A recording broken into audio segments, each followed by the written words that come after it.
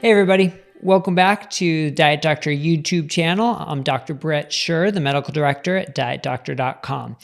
Now I know a lot of people, you in particular, may be confused about dietary cholesterol. Maybe not, but let's face it, we have been told for decades that we need to avoid dietary cholesterol. It's been part of our dietary guidelines for decades as well.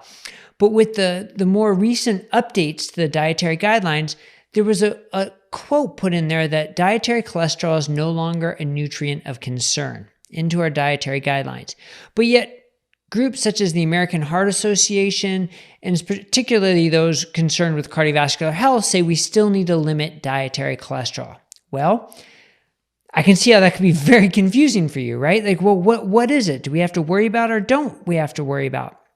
There was a recent publication from the American Heart Association, a scientific update on dietary cholesterol. And we wrote about this recently at dietdoctor.com.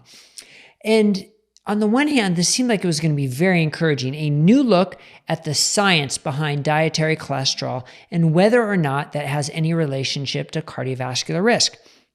And as I'm reading through this, I'm starting to see some very encouraging points.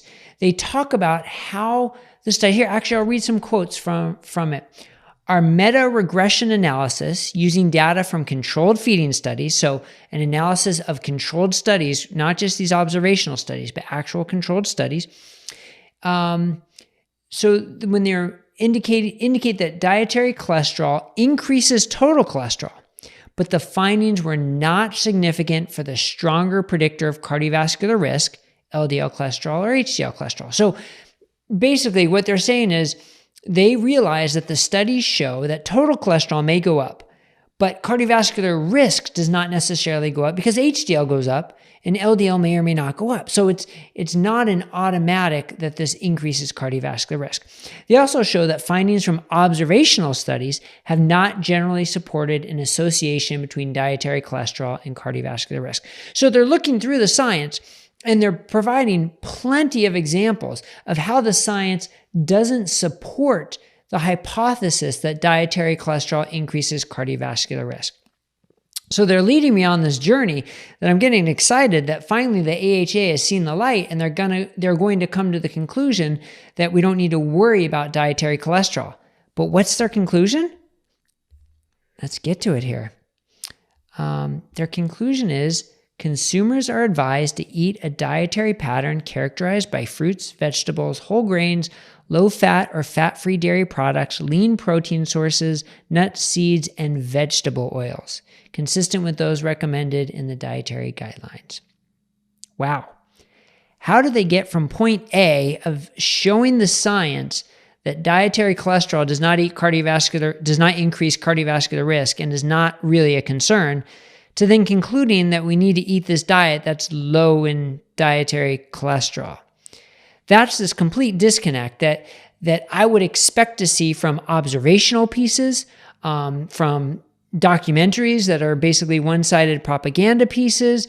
That's not what I would expect from a scientific advisory post, an article from a science-based group that says this is a science advisory post. I was pretty disappointed by this and surprised by it.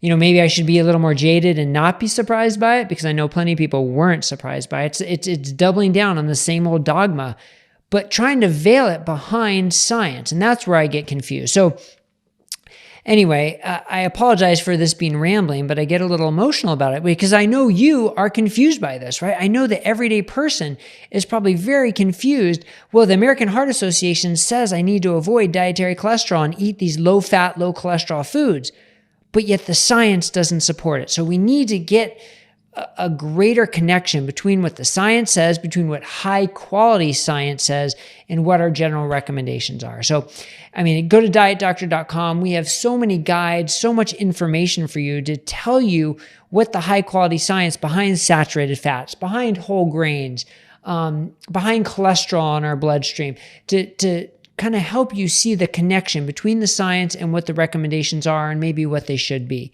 But this was a poor display by the American Heart Association that I hope everybody can see through. Notice the science. They say notice the science does not support the risk of dietary cholesterol. All right. Thanks for joining. Thanks for taking the time to watch this. Hopefully this will help you understand a little bit more about dietary cholesterol, and we will see you again next time at Diet Doctor.